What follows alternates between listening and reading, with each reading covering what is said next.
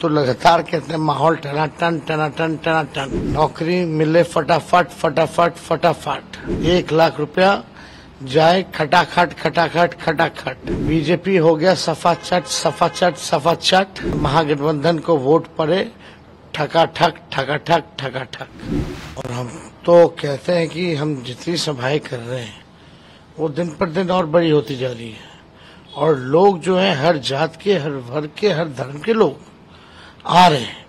आजकल तो सभाओं में देखते हैं युवाओं के साथ बुजुर्ग भी रहते हैं और बड़ी संख्या में महिला भी रहती है।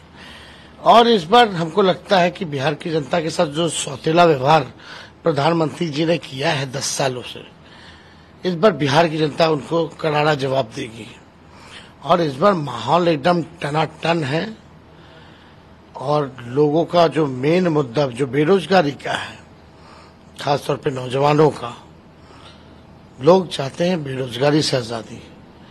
इसलिए हम तो लगातार कहते हैं माहौल टनाटन टनाटन टनाटन, नौकरी मिले फटाफट फटाफट फटाफट, महिलाओं के खाते में 1 लाख रुपया जाए खटाखट खटाखट खटाखट, और बीजेपी हो गया सफाचट सफाचट सफाचट, और इंडिया महागठबंधन को वोट पड़े ठकाठक ठकाठक ठकाठक। तो माहौल बहुत बढ़िया है, लोगों का प्यार आशीर्वाद हम लोगों को मिल रहा है, और हम लोग 300 पार हो चुके हैं।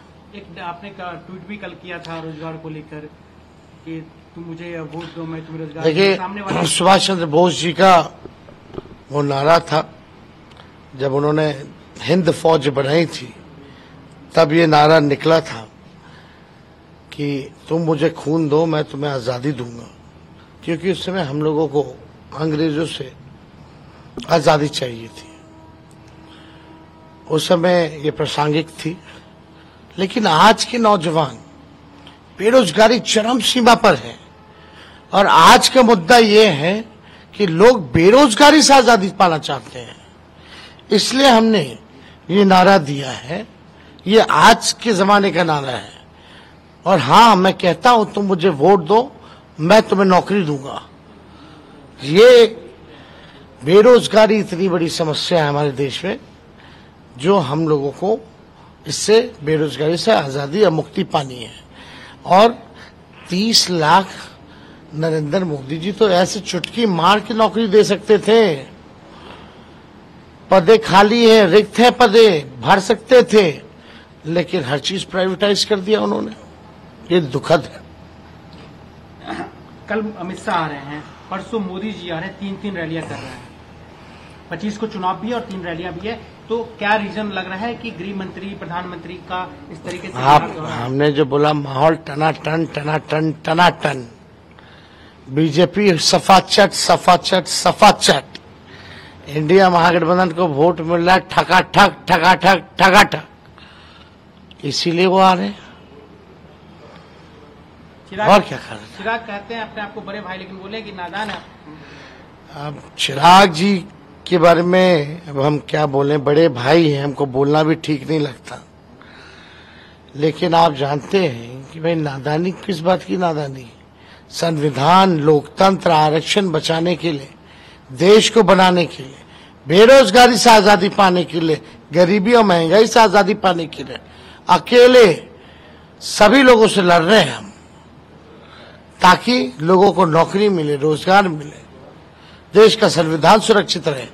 और डबल सेंचुरी आज अगर मिला दे तो लगभग 212 सभाएं हमने की है। तो ये नादानी वाली बात है। अगर हम मेहनत कर रहे हैं, लोगों के बीच जा रहे हैं, तो ये नादानी नहीं है। यही असली लड़ाई है और यही समय की जरूरत है।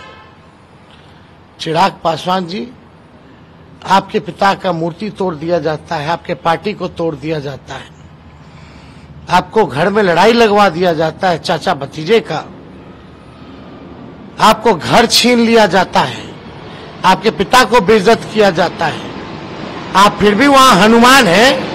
ये क्या कहलाता है? ये होशियारी है? ऐसी होशियारी आप अपने पास रखिए, हमें पता है और जनता हमारे साथ है। एक अंतिम सवाल, आपने भी ईडी सीबीआई बहुत झेला है, केजरीवाल कह रहे हैं कि हमारे वृद्ध माता पिता हैं, उनको भी ये लोग परेशान कर रहे हैं। एकदम ये लोगों का काम ही है, एकदम मतलब क्रिमिनलाइजेशन इंस्टीट्यूशंस में ले आया है। It is no more institutions, it is criminalized everything.